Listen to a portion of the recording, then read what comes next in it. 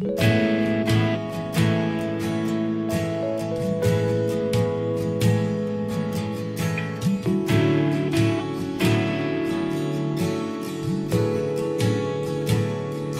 te louvamos e nós te agradecemos pelo privilégio de mais um Shabat na tua presença. Obrigado, Senhor, porque mandamento é precioso demais para nós, ó Pai. Quando conseguimos entender e viver o Shabat, é algo precioso, é algo formidável que o Senhor faz na nossa vida. Não é apenas um sinal, é um momento consagrado a Ti, ó Eterno. Por isso, Senhor, nós te rendemos todo o louvor, nós te rendemos toda a glória, Senhor. Nós somos indignos, ó Pai, de estarmos na Tua presença, Senhor. Mas o Teu amor tem nos envolvido a cada dia. As Tuas misericórdias têm se renovado a cada manhã sobre as nossas vidas, ó Pai. Por isso, Senhor, prova-nos, ó Deus, e aprova-nos diante de Ti, Senhor, para que a nossa conduta, Senhor, seja aprovada diante de Ti, Senhor. Em nome de Yeshua que nós te pedimos e que nós te clamamos, ó Pai. Amém, Senhor. Irmãos, dando continuidade à porção que já foi estudada pela manhã, eu me sinto assim, maravilhado pelo que o Eterno tem feito na vida dessa congregação. Muitos aqui talvez não consigam entender a dimensão da transformação que o Eterno tem feito em nossas vidas, na vida de muitos aqui. E essa paraxá é uma paraxá que fala muito sobre isso. É uma paraxá que fala sobre um coração voluntário. É uma paraxá que fala sobre o coração do homem. E a pastora, pela manhã, ela começou a nos ensinar aí com muita propriedade a respeito dessa paraxá, a respeito das ofertas, a respeito da antecipação. E eu fui para casa meditar mais um pouco sobre essa paraxá e eu encontrei algo que faltava no meu estudo. Porque esse estudo já estava pronto pela manhã, mas algo estava faltando no estudo. E o Eterno, com graça e com misericórdia, não porque eu mereço, não mereço nada, não mereço nem estar aqui, irmãos, mas pela misericórdia de Elohim, Ele nos traz o entendimento para que possamos alcançar a sua benevolência, a sua graça. Paraxá terumá, que significa ofertas, traz em sua essência um estudo profundo sobre os materiais utilizados e a importância de cada um deles na construção de um tabernáculo. Moisés aqui estava à frente de um levantar de um tabernáculo, de um santuário. Lá no capítulo 25, nós podemos ver isso. Capítulo 25 de Êxodo, onde se inicia a porção dessa semana. Capítulo 25, versículo 8. Versículo 1 diz assim: Então disse o Eterno a Moisés, versículo 8, me farão um santuário para que eu habite no meio deles. Entretanto, antes de adentrarmos nessa porção, nós precisamos observar o que houve ali no capítulo 24 de Êxodo. O capítulo 24 de Êxodo vem ali tratando da confirmação de uma aliança. Confirmação de uma aliança. E ali, Moisés tomou o livro, no capítulo 24, versículo 7, então tomou o livro da aliança e o leu ao povo. E eles disseram, tudo o que o Eterno falou, faremos e obedeceremos. Tomou, pois, Moisés aquele sangue e o aspergiu sobre o povo e disse, este é o sangue da aliança que o Eterno fez convosco no tocante a todas essas palavras. Alguns comentaristas dizem que esta aliança firmada ali, essa aliança que foi lida ali, o livro da aliança que foi lido ali, se reportavam as escritas e as leis até então dadas por Elohim. Não tinha aqui todo o arcabouço legal ainda, não tinha aqui toda a Torá em sua plenitude, não. Mas todas as escritas e todas as leis dadas por Elohim até aquela vigência. O importante é que esta aliança foi foi confirmada com sangue. Existe um versículo, que eu não sei onde está, mas que diz assim, que quase todas as coisas, Hebreus capítulo 9, nem todas as coisas são purificadas com sangue. Umas são purificadas com fogo, né? Com a água. Quase todas as coisas não são purificadas são purificadas pelo fogo. Hebreus 9, vamos lá então. Tirar a dúvida, né, Vana? Hebreus 9. Depois a gente até lê ele. 9:22. Quase todas as coisas, segundo a Torá, se purificam com sangue, e sem derramamento de sangue não há remissão. Aqui a aliança foi confirmada através de sangue. O sangue do erguido, né? O sangue do erguido ali, como a pastora explicou pela manhã. Mas a Parashá Terumá se inicia com uma ordem do Eterno mandando Moisés levantar para si um tabernáculo, para o povo um tabernáculo. E este tabernáculo é que nós vamos estudar, irmãos. Porque o tabernáculo, as partes mais importantes e os fundamentos mais nobres deste tabernáculo eram revestidas com ouro, prata e bronze, como a pastora falou pela manhã. E a arca da aliança, a arca que continha o testemunho, né, a aliança, ela era totalmente revestida de ouro, tanto por fora quanto por dentro. E aí, ao analisar a simbologia do ouro, a gente pode ver que, desde os primórdios da humanidade, o ouro é usado como símbolo de pureza, de valor, de realeza, de ostentação e resistente à corrosão. Tudo isso, o ouro tem sentido. Mas, o que vem a ser o santuário?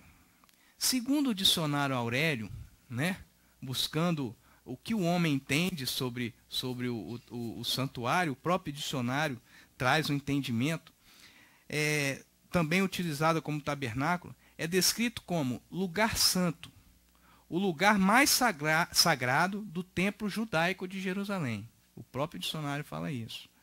Onde se guardava a arca da aliança, mas é também considerada pelo próprio dicionário a parte mais íntima do homem, o coração e a alma. Amém? E aí a gente vai entrando na Haftará. O que a Haftará fala sobre isso? Lá em 1 Reis 5:26, eu não vou me demorar porque hoje tem um batismo. 5:26 a 6:13, não vamos ler todo ele, mas aqui está falando da construção do templo, que Salomão teve a oportunidade. 5 a 6:13. Isso. 5. Isso. Capítulo 6, 13. Aqui narra a construção do templo por Salomão. Davi recebeu a promessa de que o seu filho iria construir o templo. Templo feito por Salomão, templo feito pela mão do homem. Aqui é um templo que Elohim permitiu a Salomão para que se fizesse, para que se construísse. Entretanto, esse templo durou muitos anos e constituiu o tabernáculo, que segundo os comentaristas, era o único lugar legítimo para o culto sacrificial dos judeus. O templo era o único lugar que se realizava o culto de sacrifícios pelos judeus. Isso foi considerado por muitos anos. Até hoje se considera, mas hoje nós não temos mais o templo para sacrifício. Por isso que eles não fazem o sacrifício, bem lembrado. Hoje não existe o templo ali erguido, levantado, para se fazer o culto sacrificial. Não que esteja apagado, não que esteja revogado o sacrifício, não. Os sacrifícios obrigatórios ainda continuam. Não aqueles sacrifícios de animais, mas o sacrifício de um coração contrito e quebrantado diante de Elohim. Um sacrifício de louvor, como fala Davi. Este existe. Entretanto, após a destruição do templo, do tabernáculo feito por Salomão, não mais foi erguido ali sacrifício nenhum, como acabamos de falar. E aí nos leva a entender a profecia de Amós. Está lá em Amós 9:11, que diz assim, não precisa ir lá não, eu vou ler para os irmãos para a gente poder dar sequência mais rápido. Naquele dia, tornarei a levantar a tenda de Davi, que está caída, e repararei os seus lugares quebrados, restaurarei as suas ruínas, e a edificarei como nos dias da antiguidade. Agora nós vamos compreender o porquê que o profeta Amós revela essa profecia, traz essa profecia à luz. Os capítulos 40 a 44 do livro de Ezequiel, meus irmãos, eu estou indo rápido porque o tempo é pequeno, tá? Os capítulos 40 a 44 do livro de Ezequiel traz a evidência, a profecia sobre a restauração do templo. É grande o texto, mas em Ezequiel 40, versículo 1, nós podemos ir lá, capítulo 40, versículo 1, diz o seguinte: no 25º ano do nosso exílio, no primeiro ano, no 10º dia do mês, 14 anos depois que a cidade foi conquistada, nesse mesmo dia veio sobre mim a mão do Eterno e me levou para lá. Em visões de Elohim, me levou à terra de Israel e me pôs sobre um monte muito alto, e sobre ele, para a banda do sul, havia uns como edifícios que pareciam uma cidade. Havia uns como edifícios que pareciam uma cidade. O que o apóstolo Paulo, lá em Efésios, explica sobre edifício? Lá em Efésios 2, 19 e 22, Paulo vem explicar essa expressão, uns como edifícios, utilizada ali pelo profeta, com a expressão que em Yeshua, todo edifício bem ajustado, prestem atenção, irmãos, em Yeshua, todo edifício bem ajustado, cresce para templo santo do Eterno. Amém? Então essa é a explicação que Paulo dá para uns edifícios como formando uma cidade. Então aqui ele fala da restauração do templo e começa falando sobre esse edifício, e Paulo explicando sobre um edifício bem ajustado em Yeshua HaMashiach. Em Ezequiel 43, ali Ezequiel narra que foi levado à porta, no versículo 4, diz assim, então, no versículo 1, então me levou à porta que olha para o oriente, e vi a glória do Elohim de Israel, que vinha do oriente. A sua voz era como a voz de muitas águas, e a terra resplandeceu por causa da sua glória. O aspecto da visão que tive era como o da visão que eu tivera quando veio destruir a cidade, e como a que tive junto ao rio Quebar. Caí com o rosto em terra. Aí no versículo 4 diz, a glória do Eterno entrou no templo, pela porta que olha para Jerusalém, para o oriente. A glória do Eterno entrou no templo. E a pergunta que deixamos, a pergunta que o Eterno fez ao meu coração e que eu faço a vocês: que casa edificaremos nós? Que casa tenho edificado eu? Que casa tem edificado vocês, irmãos? Que casa temos edificado? Nós, como corpo, que casa temos edificado? Você tem a resposta para isso? A resposta está no seu coração. Ali o profeta estava falando de uma restauração de um templo. Ali o profeta estava falando da restauração de um santuário. Será este um santuário feito de pedras? Será que ainda vai ser levantado o templo de Davi como templo de pedra? Mas a palavra do Eterno é poderosa e ela nos ensina a cada dia. Em Ezequiel 44, 23, para finalizar aqui em Ezequiel, irmãos, Ezequiel 43, versículo 5, o profeta foi levantado pelo Espírito para observar o átrio interior. Vejamos aqui, ó. Então o Espírito me levantou e me levou ao átrio interior, e a glória do Eterno encheu o templo. Agora ele é levado ao átrio interior. ao átrio interior. No templo é a parte mais íntima, é o Santo dos Santos. É aonde está a Arca da Aliança. Ali o profeta foi levado e ele viu que a glória encheu aquele lugar. A glória encheu aquele lugar. No versículo 10 e 12 de 43, 10 a 12, ele diz assim: Tu, ó filho do homem, mostra à casa de Israel esse templo, para que se envergonhem das suas maldades, sirva-lhes ela de modelo.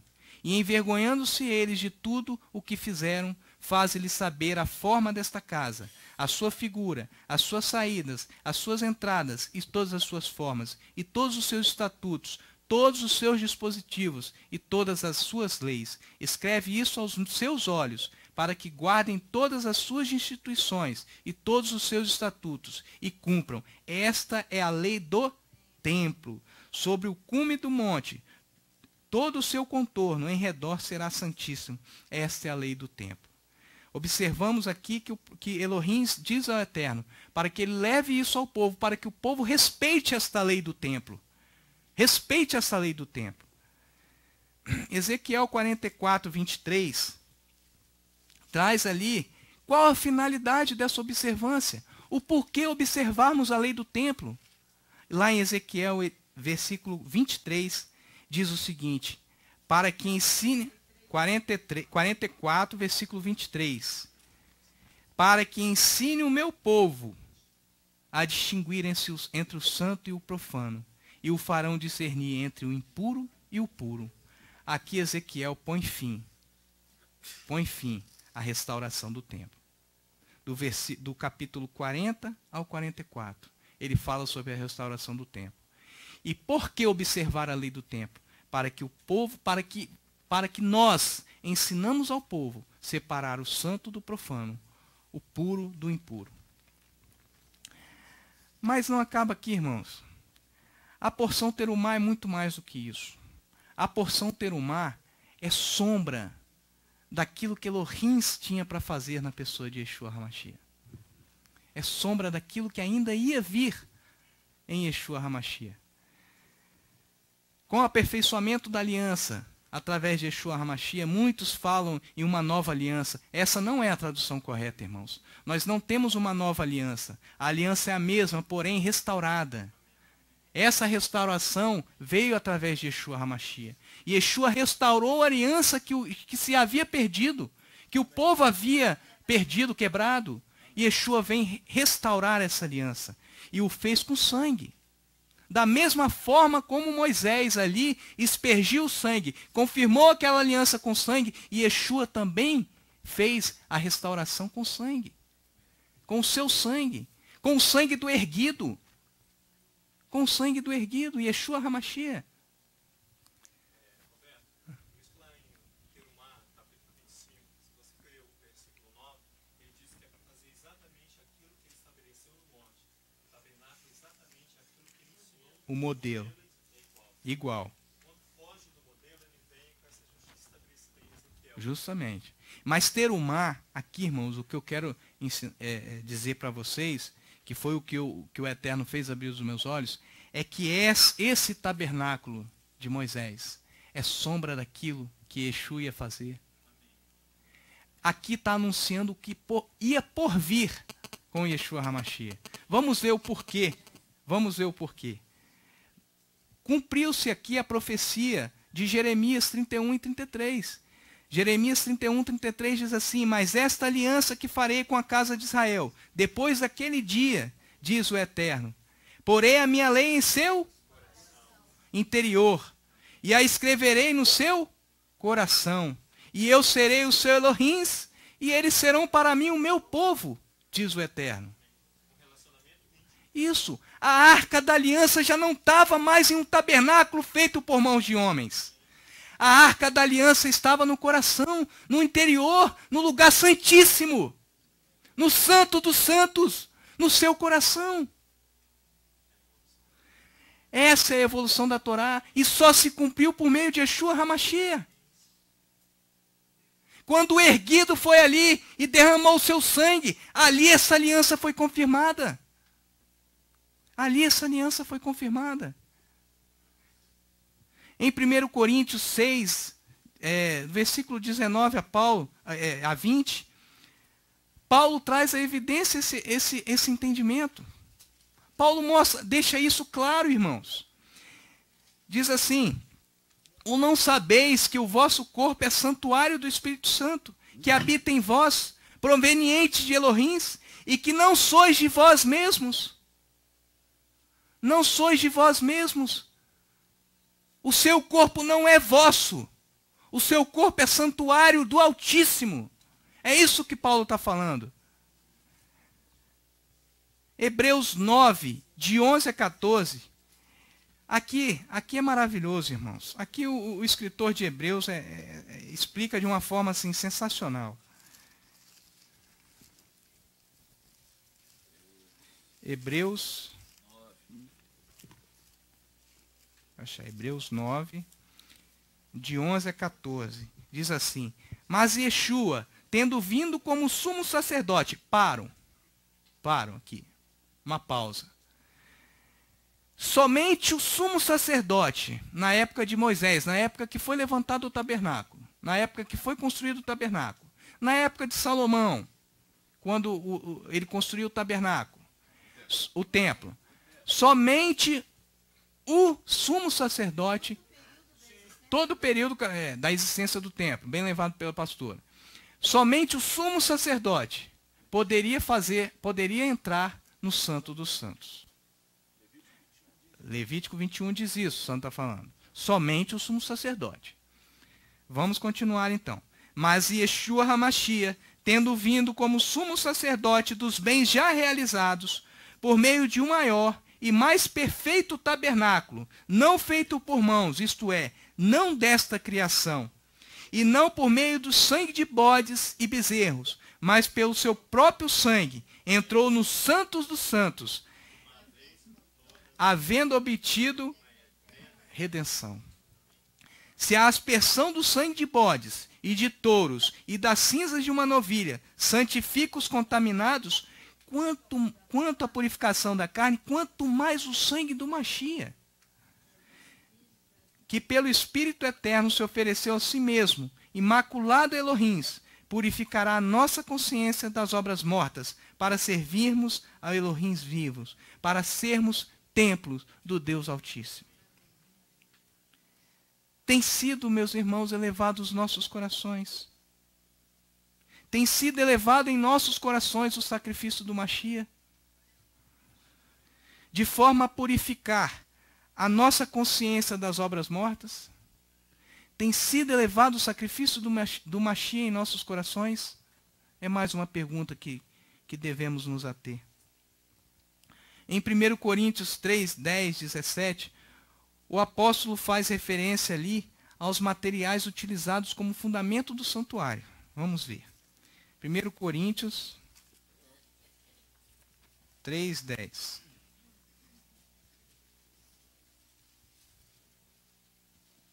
Vamos ler o 11.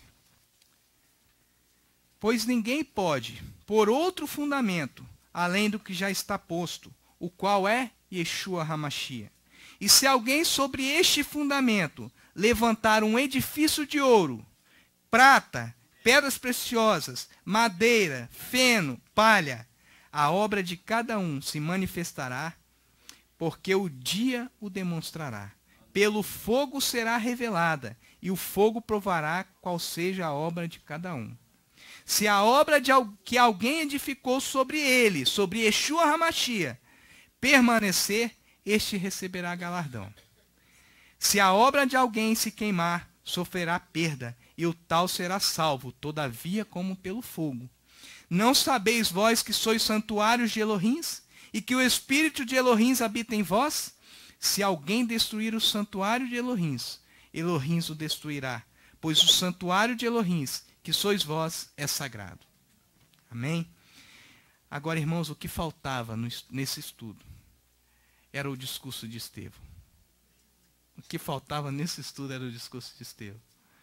Vamos lá, Estevão, Atos 6. Atos 6, 9. Não, vamos ver primeiro. 6, 9. Vamos ver o 8 primeiro. Ora, Estevão, cheio de fé e de poder, fazia prodígios e grandes sinais entre o povo. Você vê logo de início que Estevão era revestido pelo poder do Espírito Santo. Você vê logo desde o início, desde a da narrativa. Por causa dos sinais, por causa das obras que ele mostrava. Isso. Levantaram-se alguns que eram da chamada Sinagoga dos Libertos, dos Sirineus e dos Alexandrinos, dos que eram da Cilícia, da Ásia, e discutiam com Estevão. Ele estava ali discutindo com quem, irmãos? Com os próprios judeus. Com os maiorais das sinagogas. Eles não estavam discutindo com os gentios, não. Da Alexandria, tudo bem, mas eram judeus que conheciam a palavra. Né? Eram judeus que tinham conhecimento. Aí lá no capítulo 7, versículo 1, chegou um sumo sacerdote e perguntou: é verdade isso que falas? É verdade isso que pregas? É verdade esse testemunho que você está dando? Respondeu ele: irmãos. Aí ele começa o discurso todinho. Irmãos e pais. Irmãos e pais. Que coisa linda, né? Eu não tinha percebido isso não, pastor. Irmãos e pais, ouvi. O Elohim da glória apareceu ao nosso pai Abraão, estando na Mesopotâmia, antes de habitar em Harã. Mas aí, ele veio trazendo a história desde Abraão, até chegar a Moisés. Para mostrar Yeshua. Você vê que ele estava usando a Torá para mostrar Yeshua.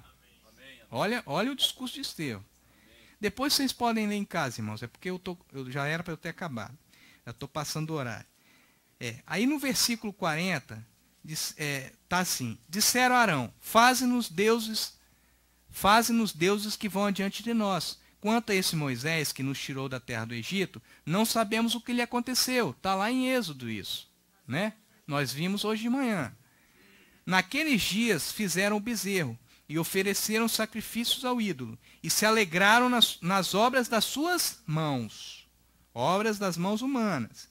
Mas Elohim se afastou e os abandonou a que servissem aos corpos celestiais. Serviram eles ao sol, ao domingo, serviram eles à lua, serviram eles a todo tipo de idolatrias celestes, de formas celestes. É isso que está falando aqui. Como está escrito no livro dos profetas: ofereceste-me vós vítimas e sacrifícios nos desertos 40 anos. Uma tradução melhor, Francisco, deixa eu pegar só. Eu achei essa tradução aqui melhor. Tradução da Bíblia judaica diz assim, versículo 42. Versículo 40. Por isso Elohim os abandonou e os entregou à adoração das estrelas, como está escrito no livro dos profetas: povo de Israel, não foi a mim que vocês ofereceram animais mortos e sacrifícios durante 40 anos no deserto. Aqui ele afirma. Essa tradução ele está perguntando. Não é uma tradução correta ele perguntar. Elohim está falando ao povo: povo de Israel, não foi a mim que vocês ofereceram sacrifícios. Não foi. Ofereceram sacrifício durante 40 anos no deserto. Não, vocês carregaram a tenda de Moloque, a estrela do seu Deus Reifã, os ídolos que vocês fizeram para adorar. Portanto, eu os enviei para o exílio, para além da Babilônia. A tradução mais próxima aqui: para além da Babilônia. Por quê? Eles adoraram o Deus Moloque. Não santificado. Aí, vamos continuar aqui. Antes tomastes, olha aqui, versículo 43. Antes tomastes o tabernáculo de Moloque e a estrela do vosso Deus Refã, figuras que vós fizestes para as adorar. Transportava-os-ei para além da Babilônia. Versículo 44. Estava entre nossos pais no deserto o tabernáculo do... Estava onde? No meio dos pais no deserto. Estavam no meio do povo o tabernáculo do testemunho. como ordenara aquele que disse a Moisés que o fizesse segundo o modelo que tinha visto, o qual nossos pais, recebendo, também o levaram com Josué quando entraram na posse das nações, que Elohim lançou para fora na presença de nossos pais, até os dias de Davi, que obteve graça diante de Elohim e pediu que pudesse achar tabernáculo, ou seja, construir um tabernáculo para o Elohim de Jacó. Mas foi Salomão que lhe edificou casa. Mas o Altíssimo, aqui que está o auge da questão. Mas o Altíssimo não habita em templos feitos por mão de homem. Shema Israel. Nós cantamos agora. Irmãos. Que Elohim é muito grande para habitar em templos feitos por mão de homens. Como diz o profeta, aqui é o profeta Isaías que está falando. No versículo, quer ver? Isaías 66, 1 e 2. Isaías 66, 1 e 2. Diz assim, não precisa ir lá não que eu leio para vocês. Assim diz o Eterno, o céu é o meu trono e a terra o estrado dos meus pés. Onde está a casa que me edificareis? Lembra da pergunta que nós fizemos? Onde está a casa que me edificareis? Qual a casa que você está edificando para o Eterno? O céu é o meu trono, qual a casa que me edificareis? Onde será o lugar do meu descanso? Não fez a minha mão todas essas coisas, e assim vieram a existir, diz o Eterno. É para este que olharei, para o humilde e contrito de espírito, e que treme da minha palavra. Aqui finalmente ele usou a expressão correta. Treme da minha palavra. Lá, continuando lá, ele diz, 51, homens de dura cerviz, incircuncisos de coração e ouvido. Aqui, meus irmãos, aqui o Eterno me falou mais do que simplesmente tabernáculo.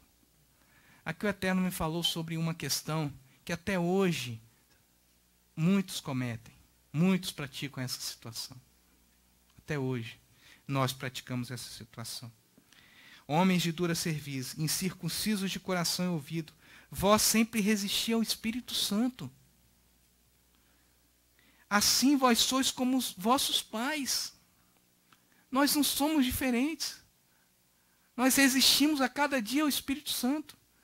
A qual dos profetas, pastora Sandra, não perseguiram os vossos pais? Conseguiu captar? A qual dos profetas não perseguiram os vossos pais? Até mataram os que anteriormente anunciaram a vinda do justo, o qual vós agora fostes traidores e homicidas.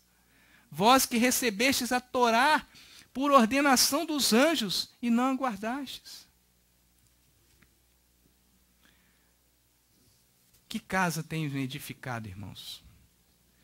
Finalizando, eu não vou me ater mais a isso, porque é breve.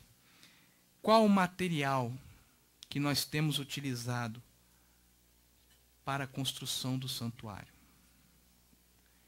É de ouro? É de prata? É de bronze? É de palha? É de madeira? Qual o material que você tem revestido a arca da aliança que está no seu coração? Que está nos Santos dos Santos? Ela é revestida de ouro? Será que podemos responder essas perguntas como respondeu o profeta Davi, o rei Davi? Lá em Salmo 26, que é o Salmo da Paraxá, que foi lido hoje pela manhã, mas vamos ler de novo para a gente finalizar. Davi, no Salmo 26, ele responde essas perguntas. Agora, ele